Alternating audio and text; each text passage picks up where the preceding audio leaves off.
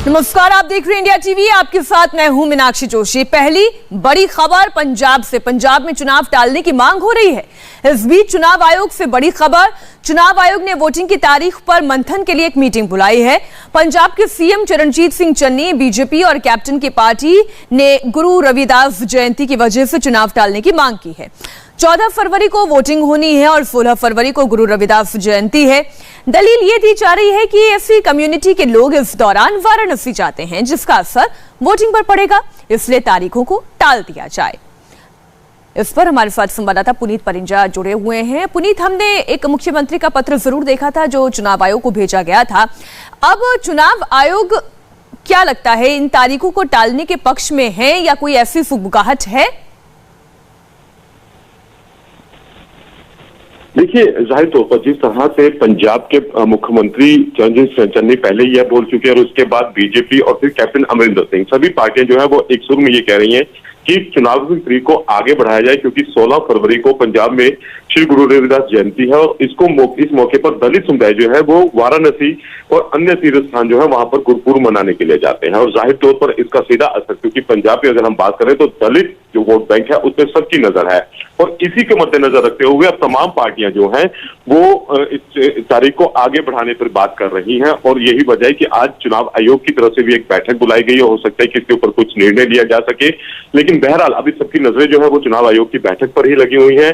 और यहाँ पर राजनीतिक जितने भी दल थे, चाहे वो बीजेपी हो, कांग्रेस हो या कैप्टन अमरिंदर सिंह हो, वो तमाम ये दल जो है वो अपील कर चुके हैं चुनाव आयोग के आगे। शुक्रिया पूरी जानकारी के लिए पुनीत आपका। इस वक्त की एक और बड़ी खबर। चुनाव से पहले उत्तराखंड में बड़ा सियासी उलटफेर हुआ है। बीजेपी से निकाले गए हरक सिंह रावत अब कांग्रेस में शामिल होंगे। अब से थोड़ी देर पहले हरक सिंह रावत ने कहा कि वो बिना शर्त कांग्रेस के साथ जाएंगे। बीजेपी से निकाले जाने के बाद हरक सिंह रावत ने बीजेपी नेताओं पर हमला बोला और कहा कि कांग्रेस से उनकी मीटिंग की खबर फर्जी थी। मनगढ़ंत खबर को आधार बनाकर उन्हें बीजेपी से निकाला गया। हरक सिंह रावत ने कहा कि उनकी पुत्रवधू बहुत अच्छा काम कर रही थी। लोग चाहते हैं कि वो चुनाव लड़े, इसलिए उन्होंने अपनी बहू के लिए टिकट मांगा था। हरक सिंह रावत ने कहा कि बीजेपी में एक परिवार से पहले भी कई लोगों को टिकट मिल चुका है, ऐसे में उन पर सवाल उठाना गलत है। हरक ने बीजेपी नेताओं पर हमला बोलते हुए कहा कि बीजेपी में विनाशकाली विपरीत बुद्धि वाली हालत है। उन्होंने अमित शाह से बीजेपी नहीं छोड़ने का वादा किया था, इसलिए उपेक्षा के बावजूद वो बीजेपी में थे, लेकिन अब वो कांग्रेस के साथ जाएंगे। उत्तराखंड के वरिष्ठ नेता हरक सिंह रावत हमारे साथ मौजूद हैं। रावत जी, बीजेपी ने आपको 6 साल के लिए निलंबित कर दिया, आखिर ऐसा क्या हुआ? 2016 में आप कांग्रेस छोड़कर बीजेपी में आए थे, आपको कैबिनेट का मंत्री भी बनाया गया, तो अब 6 साल के लिए निलंबित बीजेपी कर रही है। क्या हुआ कि इस तरीके का घटनाक्रम अब देखने को मिल रहा है? विनाशकाले विपरीत बुद्धि। बड़े बड़े लोगों से कई बार जब ईश्वर कुछ अच्छा कराना होता ना, तो ऐसी गलतियां होती हैं। सोशल मीडिया में फर्जी समाचार चला और इन्होंने बिना पूछे, बिना मेरे से एक बार बातचीत किए हुए, कल अनिल बलूनी जी का फोन आया था जब मैं दिल्ली पहुंचा 9:30 बजे, तो मैंने कहा भाई साहब मैं थक गया हूं, मैं सुबह आता हूँ, उनका भी स्वास्थ्य खराब रहता है, मैंने कहा मैं सुबह आऊंगा, कल एक बार अमित शाह जी से बात कर ले। मैंने कहा हाँ भाई साहब मैं कल सुबह समय लेके या आप समय लेके बातचीत कर रहा हूँ। इतनी बात हुई, थोड़ी देर में समाचार आ गया कि मुझे निष्कासित कर दिया। आरोप ये भी लग रहे हैं कि आप अपनी पुत्रवधू के लिए सीट मांग रहे हैं, अपनी सीट बदलना चाहते हैं, लगातार दूसरी पार्टी के नेताओं के संपर्क में है, इसके चलते कार्रवाई की गई है, ऐसा कहा जा रहा है। अब देखिए, अपना मुंह छिपाने के लिए कोई कुछ भी कहता रहे, भाई ये बिल्कुल फर्जी है। मैंने इनसे कहा था मैं चुनाव नहीं लड़ना चाहता हूं। अगर आपको लगता है कि अनुकृति चुनाव जीत सकती है, समाज में उसने अच्छा काम किया है, आप उसको मौका दे दो। लेकिन इसका मतलब ये नहीं कि कोई मैंने प्रेशर बनाया था। अभी 3-4 दिन पहले ऐसी बातचीत हुई, मैंने कहा, मैंने प्रहलाद जोशी कहा भाई साहब मैं वहां लहसुन गया हूं, उस जंगल में मैंने कहा लोग, इतना उत्साह था लोगों में, 5,000 महिलाएं थी, उनके चेहरे पे चमक थी। उन्होंने मुझसे कहा है कि नहीं अनुकृति को चुनाव लड़ाओ। एक आखिरी सवाल, अब क्या हम आपको कांग्रेस नेता हरक सिंह रावत के तौर पर बुलाना शुरू कर दें? मैं उत्तराखंडी हूं, इस देश का नागरिक हूं। मैं जब भाजपा में था, कांग्रेस में, मैं कहता भैया मैं मां के पेट से उत्तराखंडी, मैं कांग्रेसी, बीजेपी, सपा, बसपा के रूप में पैदा नहीं हुआ मां के पेट से, उत्तराखंडी के रूप में पैदा हूं, देश के नागरिक रूप में। पहली जिम्मेदारी प्रदेश के लिए, दूसरे राजनीतिक दल के लिए। अब क्योंकि इन्होंने निकाल दिया, मेरा भार हल्का कर दिया, मैं तो चाहता ही था कि भाई, और लेकिन मेरे अंदर एक बोझ था कि यार मैंने अमित शाह जी से कह दिया, नड्डा जी से कह दिया, नहीं मैं नहीं छोड़ूंगा पार्टी। और मैं सिर्फ इस वायदे के कारण इतना दुखी था, लेकिन इसके बावजूद भी पार्टी में बना हुआ था। बहुत बहुत शुक्रिया हरक सिंह रावत, जिनका ये कहना है कि उत्तराखंड के विकास के लिए वो लगातार काम करते रहेंगे। कैमरामैन अमित के साथ जतिन शर्मा, इंडिया टीवी, दिल्ली। तो हरक सिंह रावत की बात आपने सुन ली। अब आपको बताते हैं कि उत्तराखंड के मुख्यमंत्री पुष्कर सिंह धामी ने क्या कहा। वंशवाद से दूर चलने वाली पार्टी है और सबका साथ, सबका विकास, सबका विश्वास और सबका प्रयास जो एक मंत्र है, उस मंत्र को लेकर हम आगे बढ़ रहे थे। उसमें कई बार जब वो बातें करते थे तो हम लोग असहज भी होते थे, लेकिन फिर भी चूंकि हमारी पार्टी, हमारा परिवार बड़ा परिवार है, हमने कोशिश करी हमेशा उनको लेकर चलें। लेकिन यहाँ पर चूंकि स्थितियाँ ऐसी हो गई कि वो अपने समेत अपने परिवार के लिए और अन्य लोगों के लिए पार्टी पर दबाव कर रहे थे, तो इसलिए पार्टी ने निर्णय लिया। सर, हरक के जाने से क्या उत्तराखंड में कुछ लग रहा है कि पार्टी में कुछ और फूट पड़ेगी, कुछ लोग और भी जाएंगे? नहीं, कहीं कोई ऐसी फूट नहीं है। सर, उत्तराखंड की जनता के लिए क्या कहेंगे? एक बड़ा मैसेज फिलहाल बीजेपी ने दिया है, देखिए हम आगे नहीं बढ़ रहे। हाँ, निश्चित रूप से हमने तय किया है कि एक परिवार से एक व्यक्ति को ही टिकट दिया जाएगा और किसी के परिवार में हम 2 टिकट 3 टिकट नहीं देंगे, क्योंकि हमारी पार्टी हमेशा इसके खिलाफ है।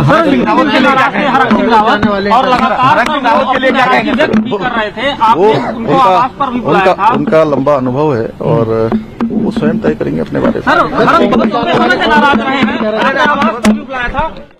हमने उनको बहुत सहज से और कई बार जो विकास के मामले में उन्होंने जितनी बातें भी जो भी करी, हम लोगों ने हमेशा किया। लेकिन हमारी पार्टी हमेशा विकासवाद पर चलने वाली पार्टी है, राष्ट्रवाद पर चलने वाली पार्टी है, वंशवाद से दूर चलने वाली पार्टी है और सबका साथ, सबका विकास, सबका विश्वास और सबका प्रयास जो एक मंत्र है, उस मंत्र को लेकर हम आगे बढ़ रहे थे। उसमें कई बार जब वो बातें करते थे तो हम लोग असहज भी होते थे, लेकिन फिर भी चूंकि हमारी पार्टी, हमारा परिवार बड़ा परिवार है, हमने कोशिश करी हमेशा उनको लेकर चलें। लेकिन यहाँ पर चूंकि स्थितियाँ ऐसी हो गई कि वो अपने समेत अपने परिवार के लिए और अन्य लोगों के लिए पार्टी पर दबाव कर रहे थे, तो इसलिए पार्टी ने निर्णय लिया। सर, हरक के जाने से क्या उत्तराखंड में कुछ लग रहा है कि पार्टी में कुछ और फूट पड़ेगी, कुछ लोग और भी जाएंगे? नहीं, कहीं कोई ऐसी फूट नहीं है। सर, उत्तराखंड की जनता के लिए क्या कहेंगे? एक बड़ा मैसेज फिलहाल बीजेपी ने दिया है, देखिए हम आगे नहीं बढ़ रहे। हाँ, निश्चित रूप से हमने तय किया है कि एक परिवार से एक व्यक्ति को ही टिकट दिया जाएगा और किसी के परिवार में हम 2 टिकट 3 टिकट नहीं देंगे, क्योंकि हमारी पार्टी हमेशा इसके खिलाफ है।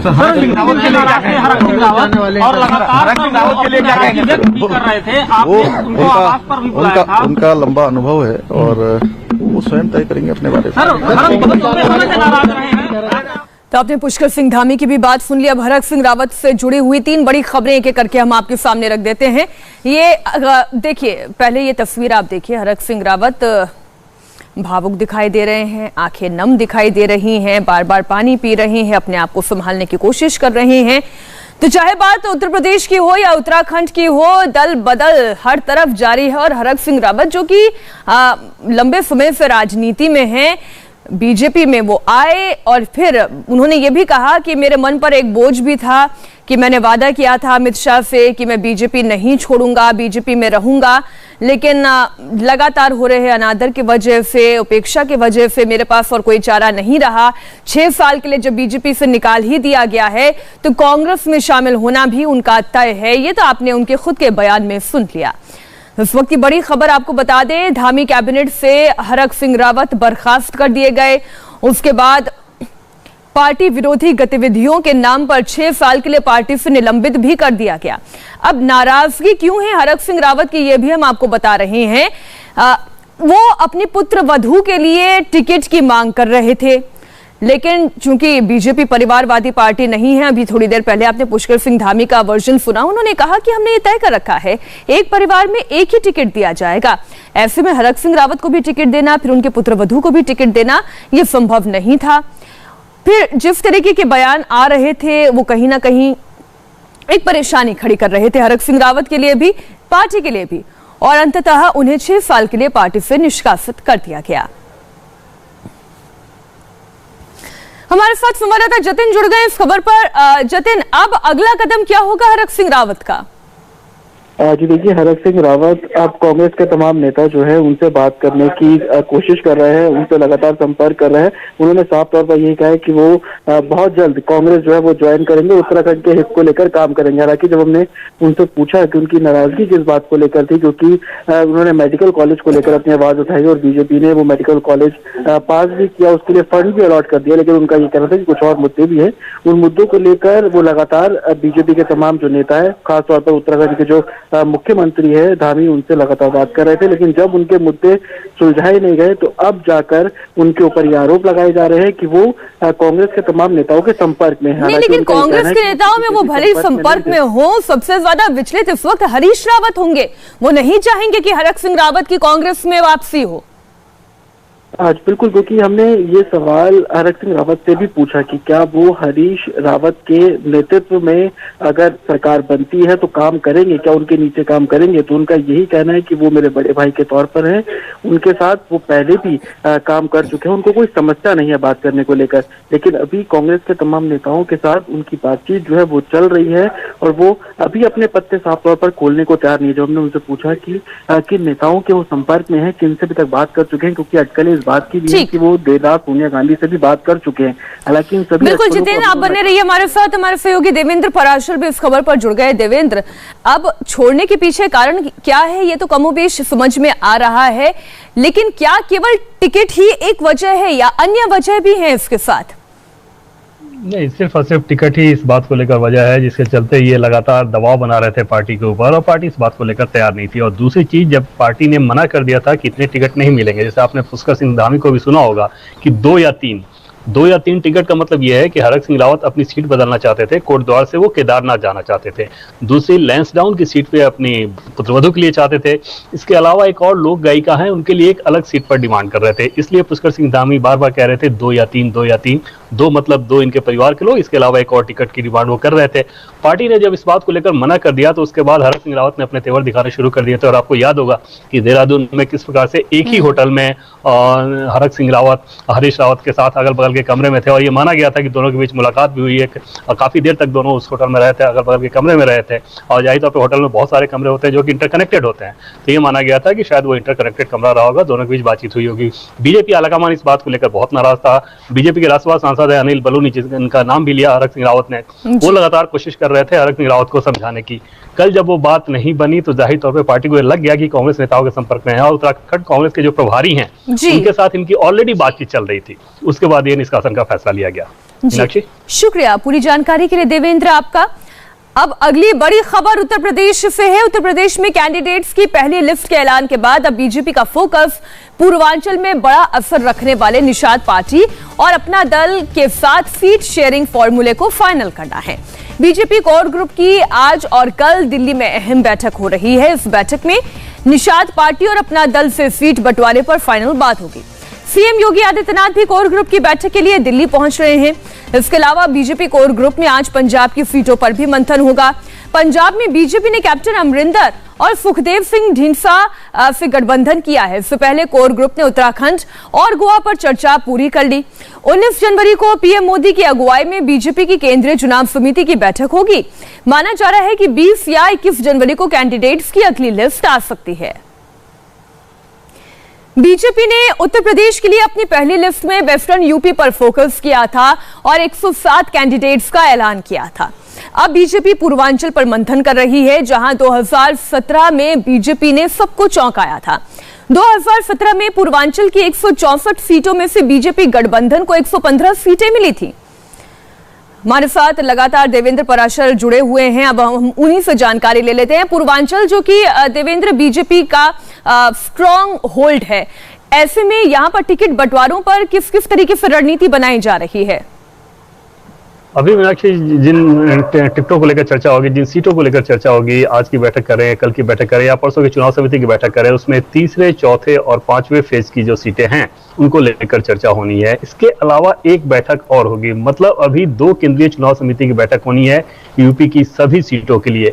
इस बार की केंद्रीय चुनाव समिति की बैठक में हम सभी जानते हैं कि यूपी के अलावा, क्योंकि उत्तराखंड, पंजाब, गोवा, इन सबों को लेकर भी कोर ग्रुप की बैठक हो चुकी है, पंजाब की आज हो रही है, उत्तराखंड और गोवा की हो चुकी है, तो अगली चुनाव समिति की बैठक में यूपी के तीसरे, चौथे और पांचवें चरण के साथ इन दोनों राज्यों के भी सीटों के उम्मीदवारों को लेकर चर्चा होगी। और जाहिर तौर पर बीजेपी के लिए बहुत अहमियत रखा है गठबंधन, खासतौर पर पूर्वांचल में। वैसी स्थिति में आज ये माना जा रहा है कि अपना दल और निषाद पार्टी, जिसको लेकर कुछ सीटों को लेकर कि कौन सी सीटें होंगी, उन सीटों को चिन्हित करने को लेकर अभी भी गतिरोध बरकरार है। शायद आज उस पर मुहर लगा दिया जाएगा और 16 तारीख को ही ये काम हो जाना था, लेकिन वो इसलिए नहीं हो सका क्योंकि सीटें चिन्हित नहीं हो पाई हैं। 2 या 3 सीट हमें बताया जा रहा है कि जो फंसा हुआ है, जिसके चलते इसके ऐलान में देरी है। आज संभवतः उस पर मुहर भी लग जाना चाहिए। मीनाक्षी, बिल्कुल, शुक्रिया पूरी जानकारी के लिए आपका। इधर यूपी का चुनावी पारा जैसे जैसे चढ़ रहा है, भड़काऊ बयानवीरों की भी एंट्री होने लगी है। सबसे लेटेस्ट बयान है गाजियाबाद की लोनी सीट से बीजेपी उम्मीदवार नंदकिशोर गुर्जर का। अली और बजरंगबली का बयान देने वाले नंदकिशोर को चुनाव आयोग ने नोटिस भेजा है। नंदकिशोर गुर्जर का जो वीडियो वायरल है, उनमें वो लोगों से नारे लगवा रहे हैं, लोनी में ना अली ना बाहुबली, लोनी में सिर्फ बजरंगबली, इस तरीके के नारे पर अब चुनाव आयोग ने भी संज्ञान ले लिया। चुनाव आयोग ने नोटिस जारी करते हुए 3 दिन में जवाब देने के लिए कहा है। लोनी में ना अली, ना बाहुबली, लोनी में सिर्फ बजरंगबली। जय जय श्री राम। बुलाए हैं, हम उनको लाएंगे, इसलिए लोनी में सिर्फ भगवान लाएंगे। लोनी में चुनाव के बीच अली और बजरंगबली की एंट्री हुई। हालांकि नंदकिशोर गुर्जर पहले भी कई बयानों को लेकर सुर्खियों में रह चुके हैं। वहीं लोनी में वोटों की गणित की बात करें तो लोनी विधानसभा में 4,55,000 मतदाता हैं, जिनमें से 90,000 मुस्लिम मतदाता हैं। यानी इस सीट पर मुस्लिम वोटर्स की संख्या काफी ज्यादा है। अब लोनी का कास्ट फैक्टर भी समझिए, यहाँ पर गुर्जरों की तादाद 35,000 के करीब है, वहीं ब्राह्मणों की इससे कम लेकिन अच्छी खासी तादाद ब्राह्मणों की भी है 30,000। ऐसी जनसंख्या की बात करें तो तकरीबन 53,000 है, तो त्यागी 18,000, वैश्य समाज से आने वाले लोग 15,000 हैं। गढ़वाली समुदाय की भी अच्छी खासी संख्या यहाँ पर है 18,000, तो पूर्वांचली 38,000 यहाँ पर वोटर्स है। अन्य ओबीसी की अगर बात करें तो 2.10 लाख मतदाता यहाँ पर इस समुदाय से आते हैं। इंडिया टीवी हर वक्त हर जगह डाउनलोड करने के लिए सर्च करें India TV news Google play store या ऐप स्टोर पर।